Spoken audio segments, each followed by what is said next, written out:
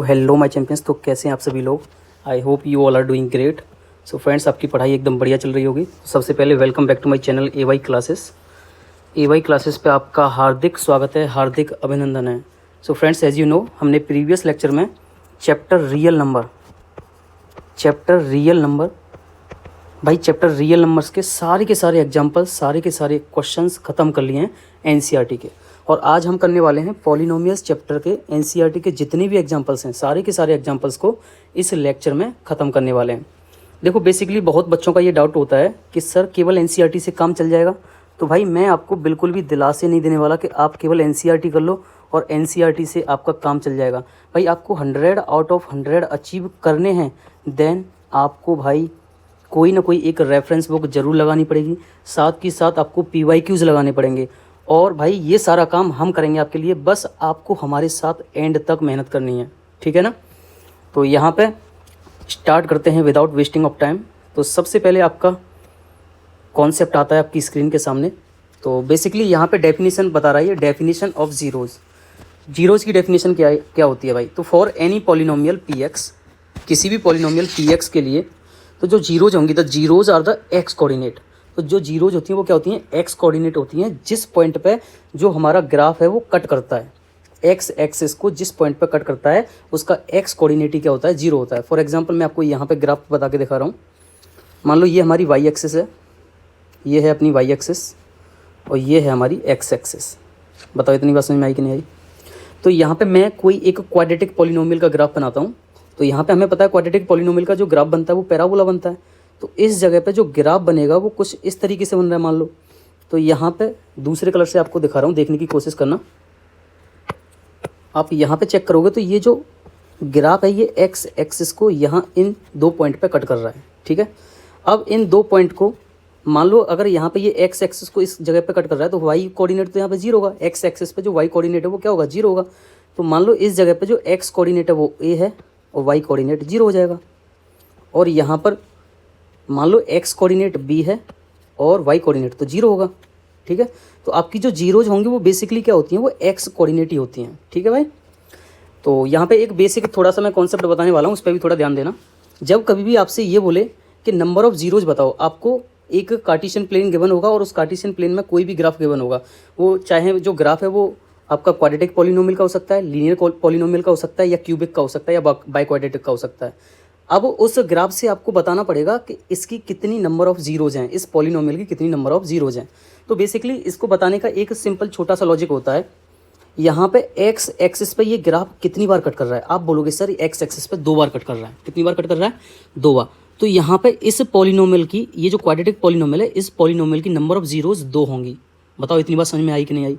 अगर मान लो ये ग्राफ कुछ इस तरीके से होता, ये पैराबोला ना होके ये इस तरीके से कुछ लीनियर ग्राफ होता, मान लो ऐसे होता, तो यहाँ पे आपसे पूछता कि सर इसकी नंबर ऑफ जीरोज कितनी है, तो आप क्या बोलोगे? ये एक्स एक्सिस पे कितनी बार कट कर रहा है? आप बोलोगे सर ये एक्स एक्सिस पे 1 बार कट कर रहा है। तो इसकी नंबर ऑफ जीरोज कितनी हो जाएंगी?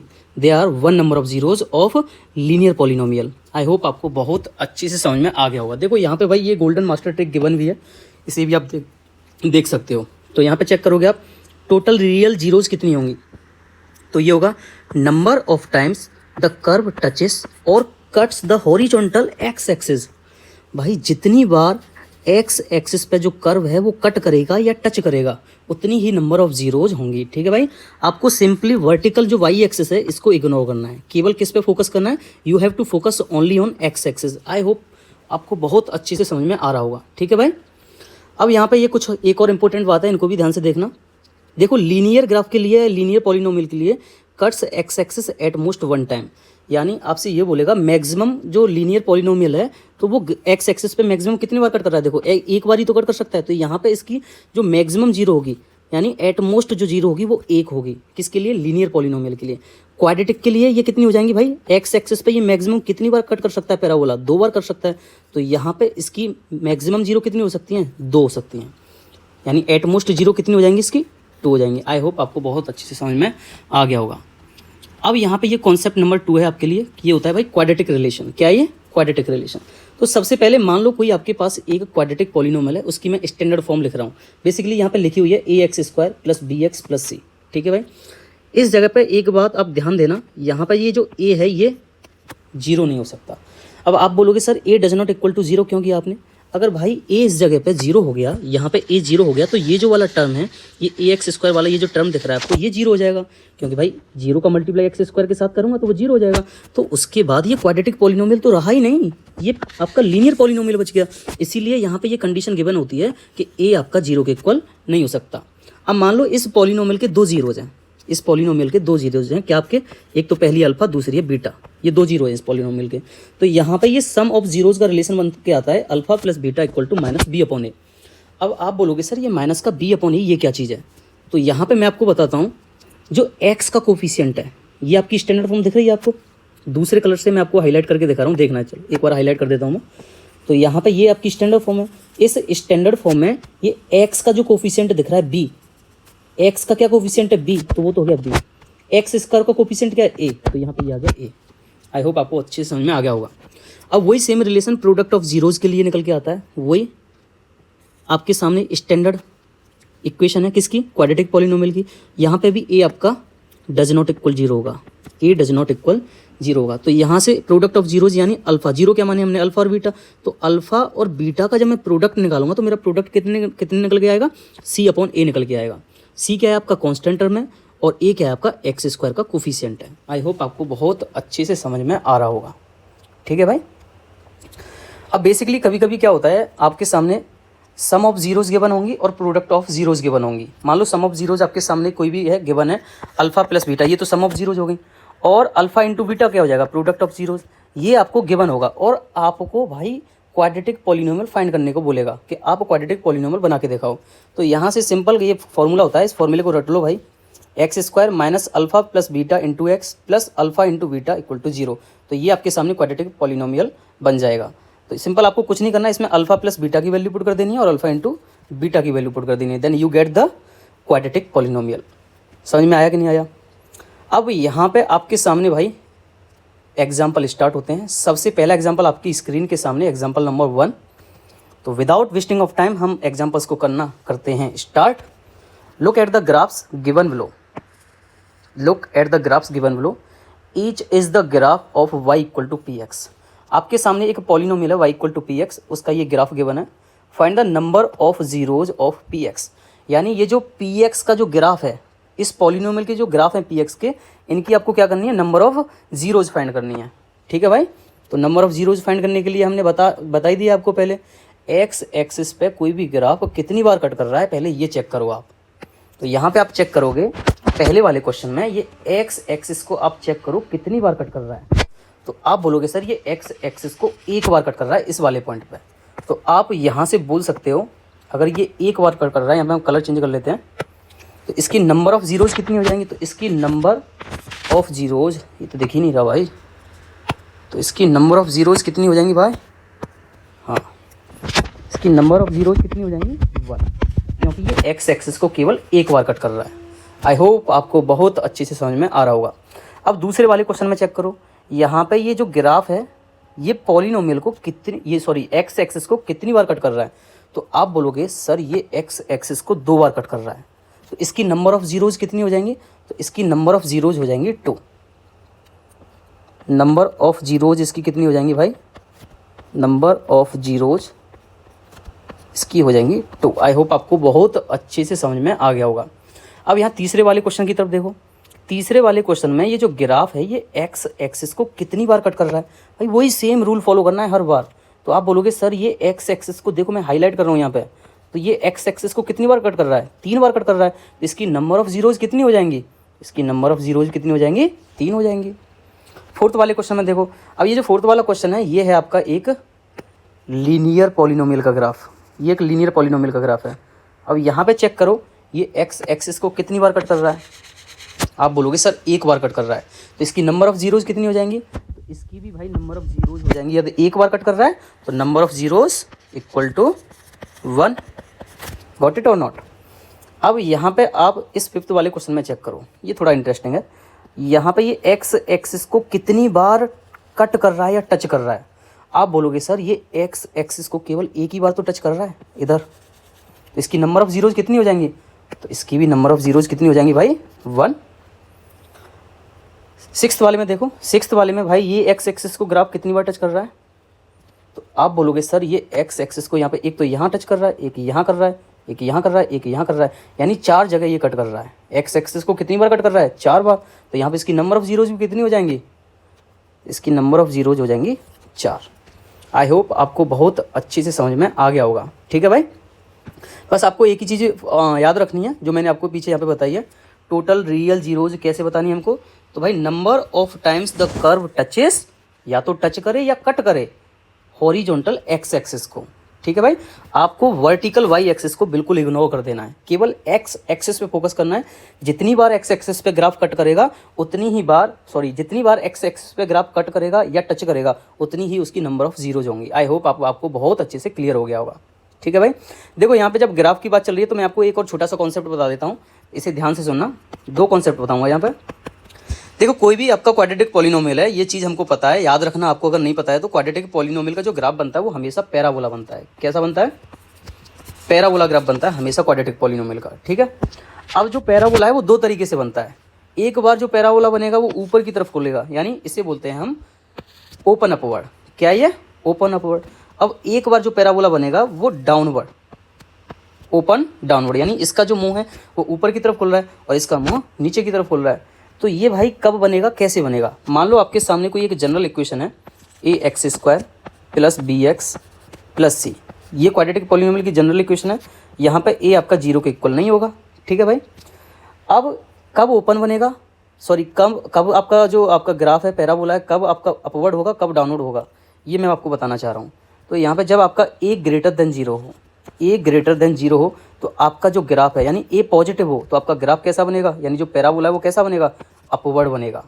जब आपका a < 0 हो, 0 से छोटा हो यानी नेगेटिव हो, तो आपका जो पैराबोला है वो कैसा बनेगा, डाउनवर्ड बनेगा। इतनी चीज़ याद रखो। ठीक है भाई, इसे ऐसे भी आप समझ सकते हो अगर याद रखना चाहो तो। यहाँ पे ये भाई स्माइल कर रहा है लड़का, तो स्माइल यानी पॉजिटिव, और ऊपर की तरफ होता नहीं होता हूँ। इस वाले में चेक करो, यहाँ पे ये जो लड़का है या इमोजी है इसमें ये सैड है बहुत। ठीक है, तो सैड यानी नेगेटिव यानी डाउनवर्ड पैराबोला। आई होप आपको बहुत अच्छे से अब क्लियर हो गया होगा। भाई अगर वीडियो पसंद आ रही है तो साथ के साथ वीडियो को लाइक करते हुए जरूर चलना। ठीक है ना, और साथ के साथ चैनल को सब्सक्राइब करना तो बिल्कुल मत भूलना। एग्जाम्पल नंबर 2 आपकी स्क्रीन के सामने, find the zeros of the quadratic polynomial. आपके सामने ये एक क्वाड्रेटिक पॉलिनोमियल गिवन है, तो पहले तो आपको इसकी नंबर ऑफ जीरोज बतानी है, क्या नंबर ऑफ जीरोज होंगी। उसके बाद verify the relationship between the zeros and the coefficient. अभी आपको हमने जीरोज और कोफिशिएंट का जो रिलेशन बताया था उस रिलेशन को आपको वेरीफाई भी करना है, जो अल्फा + बीटा = -b/a और अल्फा × बीटा = c/a, वो वाला। ठीक है भाई, तो बेसिकली इसको हमको कैसे सॉल्व करना है भाई, इसे हमें सॉल्व करना है मिडिल टर्म स्प्लिटिंग से। 9th क्लास में हम सीख के आ रहे हैं मिडिल टर्म स्प्लिटिंग, कैसे फैक्टराइज करना है इसको। तो आपके सामने क्या है भाई, पॉलिनोमियल x² + 7x + 10। अब कैसे करते थे हम मिडिल टर्म स्प्लिटिंग, मल्टीप्लाई करने पे कितना आए, 10x² आए, मल्टीप्लाई करने पे कितना आए, 10x² आए, और प्लस माइनस करने पे कितना आए, 7x, प्लस माइनस करने पे कितना आए, 7x। अब आपको ऐसे 2 नंबर देखने, मल्टीप्लाई करने पे 10x², प्लस माइनस करने पे 7x। तो आप यहाँ पे चेक करोगे x² + 5x + 2x + 10। तो यहाँ पे यदि मैं 5x और 2x इन दोनों नंबर का आपस में मल्टीप्लाई करता हूँ, 5x × 2x करता हूँ, क्या ये 10x² बन रहा है, आप बोलोगे सर बिल्कुल बन रहा है। क्या मैं 5x + 2x को प्लस करता हूँ, मैंने क्या बोला, प्लस माइनस करने पे 7 आए, तो 5x + 2x करता हूँ तो क्या आपको 7x मिल रहा है, आप बोलोगे सर बिल्कुल मिल रहा है। तो यहाँ पे मैंने वो 2 नंबर देख लिए। अब यहाँ से जो कुछ भी कॉमन लेना है वो कॉमन ले दो। ठीक है भाई, तो मैं यहाँ से x कॉमन ले लेता हूँ, x कॉमन आ रहा है, तो इधर क्या बच जाएगा, केवल x बचेगा। यहाँ पे x कॉमन ले लिया तो क्या रह गया, केवल 5 रह गया। सेम एज इट इज यहाँ से आप 2 कॉमन ले लो, जब आप 2 कॉमन लोगे इधर से तो ये क्या बच जाएगा, केवल x बच जाएगा यहाँ पे, तो ये हो जाएगा x। और यहाँ से आपने 2 कॉमन लिया 10 में से, तो कितना बच गया, 5 बच जाएगा, तो ये हो जाएगा x + 5। ठीक है भाई, अब आप इसे चेक करोगे, ये हो जाएगा x + 2 एंड x + 5। ठीक है भाई, अब इनको आप 0 के इक्वेट कर दो, 0 से इक्वेट कर दो, तो यहाँ से आपके सामने 2 जीरोज आ जाएंगी इसकी। तो आपकी जो जीरोज निकल के आएंगी वो कौन कौन सी आ गई, एक तो आ गई 2, तो x + 2 को पहले 0 के इक्वल रख दो, तो यहाँ से x की वैल्यू तो आपके सामने आ जाएगी -2, एक वैल्यू आ गई x की आपके सामने -2, और जब आप x + 5 को 0 के इक्वल रखोगे तो यहाँ एक x की वैल्यू आपके सामने आ जाएगी -5। ठीक है भाई। अब ये तो हमने इसकी जीरोज़ निकाल दी, मान लो ये अल्फ़ा है, ये बीटा है, 2 जीरोज आ गई। अब हमको इस रिलेशन को वेरीफाई भी करना है। कौन सा रिलेशन, यहाँ बता रहा हूँ, देखो। आपको पता है अल्फ़ा + बीटा किसके इक्वल होता है। अब कलर दूसरा ले लेते हैं भाई वेरीफाई के लिए। तो हम जानते हैं अल्फ़ा + बीटा, अल्फ़ा + बीटा किसके इक्वल होता है, -b/a। b क्या होता है आपका, x का कोफिशिएंट, और a होता है हमारा x² का कोफिशिएंट। ठीक है। तो यहाँ मैं पहले LHS लेता हूँ। जब आप LHS लोगे यहाँ से, तो LHS क्या है आपकी, अल्फ़ा + बीटा। अल्फ़ा की वैल्यू कितनी निकाली हमने, -2, प्लस बीटा की वैल्यू कितनी निकाली, इधर देखो, यहाँ अल्फ़ा की -2 और बीटा की कितनी हो गई, -5। इनको जब मैंने ऐड किया तो आपके सामने क्या रिजल्ट आ गया, ये आपके सामने प्लस माइनस माइनस हो जाएगा। तो -2 -5 कितना आ गया, -7। इतना समझ में आया कि नहीं आया, ये कितना आ गया, -7 आ गया। इसकी थोड़ी भाई विड्थ बढ़ा देते हैं, ये आपके सामने आ गया -7। ओके। अब आप RHS लो, टेक RHS। जब आप RHS लोगे तो RHS में क्या दिख रहा है आपको, -b/a, -b/a। b की वैल्यू कितनी है भाई, अब इधर ध्यान से चेक करना, b की वैल्यू कितनी है, x का कोफिशिएंट, इधर x का कोफिशिएंट क्या है, 7। तो यहाँ पे माइनस तो पहले से लगा हुआ था, तो ये 7 हो गया। अपॉन a क्या है आपका, x² का कोफिशिएंट, इधर चेक करो x² का कोफिशिएंट क्या है, 1। तो यहाँ 1 पुट कर दो, तो ये क्या आ गया, -7 आ गया। तो आप क्या चेक कर रहे हो, LHS = RHS आ गया, नहीं आया, हेंस वेरीफाइड। वेरीफाइड हो गया, नहीं हो गया। आई होप आपको बहुत अच्छे से ये वाला क्वेश्चन समझ में आ गया होगा। अब मूव करते हैं क्वेश्चन नंबर 3 की तरफ। ये आपका एग्जाम्पल 3। देखो भाई, ये थोड़ा इंटरेस्टिंग क्वेश्चन है, इसमें थोड़ा आप फंसने वाले हो। Find the zeros of the polynomial x² -3 and same verify the relationship between the zeros and the coefficient. जैसे हमने पिछला वाला क्वेश्चन किया है, सेम ऐसे ही करना है, बस इसमें थोड़ा सा चेंज कर दिया है आपको घुमाने के लिए। तो यहाँ पे आप क्या चेक करोगे, मैं आपको बताने वाला हूँ, देखना ध्यान से। x² -3, ठीक है भाई। सबसे पहले इसे कर लो फैक्टराइज। अब ये जो -3 है, -3 को आप क्या लिख सकते हो भाई, मुझे आइडेंटिटी लगानी है। यहाँ पे मुझे दिख रहा है सिंपल एक आइडेंटिटी लग सकती है, और मुझे कुछ नहीं दिख रहा। यहाँ पे मुझे सिंपल दिख रहा है a² - b² लग सकता है। अब a² - b² के लिए ये भी तो स्क्वायर बनना चाहिए। अब इसे स्क्वायर कैसे बनाया जा सकता है, तो इसे स्क्वायर बनाया जा सकता है भाई x² - √3 का स्क्वायर। अब आप बोलोगे सर आप √3 का स्क्वायर कैसे लिख सकते हो, भाई वो आना तो 3 ही है निकल के, इसलिए मैंने √3 का स्क्वायर कर दिया। इधर चेक करो, यहाँ साइड में बताता हूँ आपको, इधर चेक करो, √3 है, तो बेसिकली √3 का स्क्वायर हो रहा है। अब आप बोलोगे कि सर √3 का मतलब क्या होता है, तो जब रूट हटाते हैं तो पावर क्या हो जाती है, 1/2 हो जाती है। अब इसका क्या हो रहा है, स्क्वायर हो रहा है। अब पावर का क्या हो जाता है, यहाँ पे मल्टीप्लाई हो जाता है, तो ये 2 से 2 कट जाएगा, तो कितना निकल के आएगा, 3 निकल के आएगा।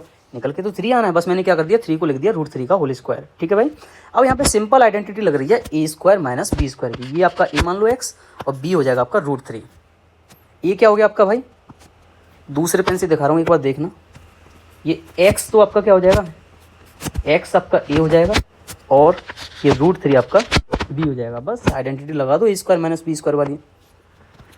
तो a² - b² क्या होता है, a + b × a - b। तो सबसे पहले a + b करोगे तो x + √3 करोगे आप, x + √3। तो एक बार कर लो x + √3, और एक बार कर लो x - √3।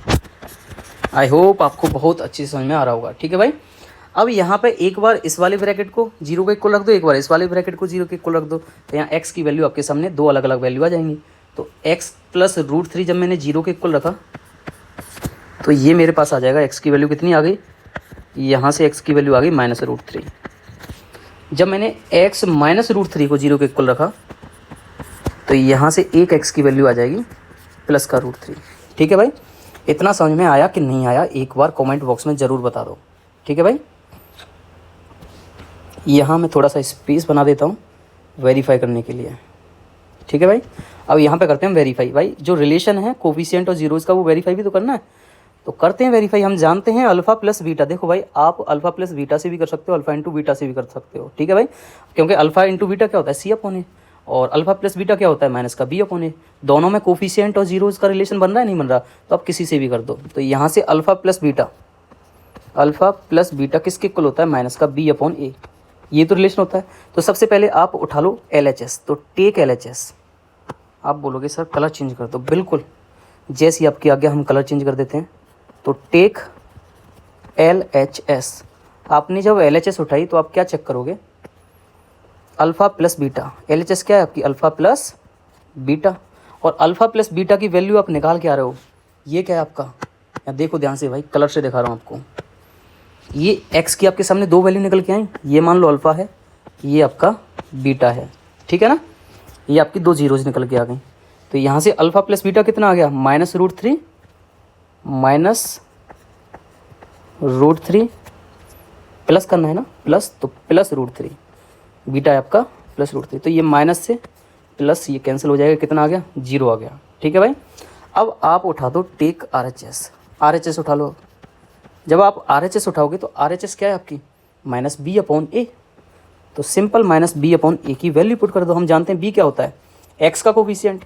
अब इसमें चेक करो x का कोफिशिएंट क्या है, x² - 3 में।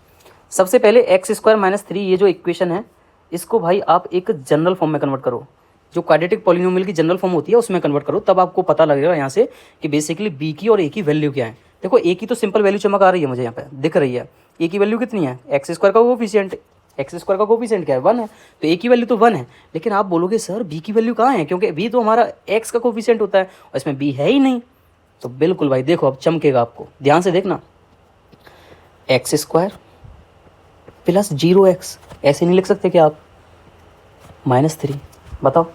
तो यहाँ पे आपको, यहाँ पे चमकेगा आपको x का कोफिशिएंट 0। कितना मिल रहा है x का कोफिशिएंट 0, और वही किसकी वैल्यू होती है, b की।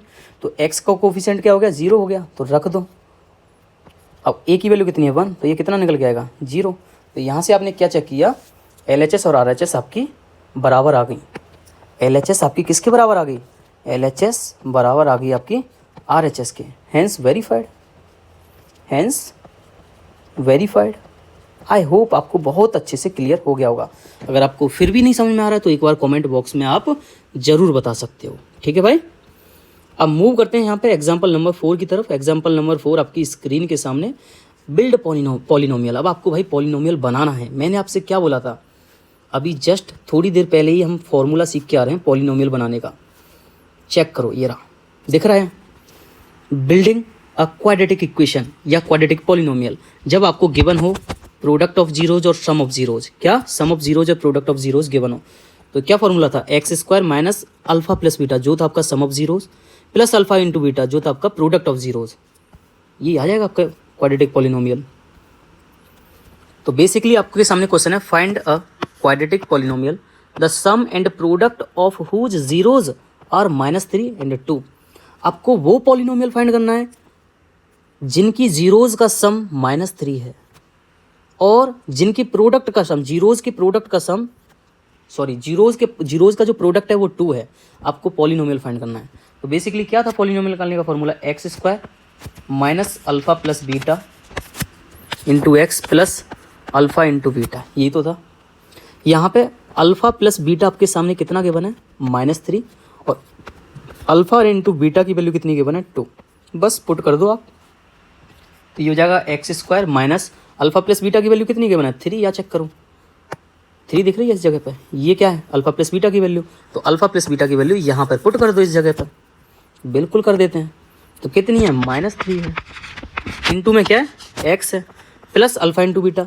अब चेक करो अल्फा इंटू बीटा की वैल्यू कितनी गिवन है, 2 गिवन है। तो सिंपल अल्फा इंटू बीटा की ये जो 2 वैल्यू गिवन है इसको यहाँ पुट कर दो। तो अल्फा इंटू बीटा की वैल्यू क्या हो जाएगी, 2। x², ये माइनस माइनस क्या हो जाएगा, प्लस हो जाएगा, प्लस 3x प्लस 2। ये आपके सामने क्वाड्रेटिक पॉलिनोमियल निकल के आ जाएगा। आई होप आपको बहुत अच्छे से समझ में आ गया होगा। ठीक है भाई, तो ये थे आपके पॉलिनोमियल चैप्टर के सारे एग्जाम्पल्स। अगर आपको हमारी वीडियो पसंद आई तो वीडियो को लाइक करके चैनल को सब्सक्राइब ज़रूर कर लेना और दोस्तों के पास शेयर भी ज़रूर कर देना।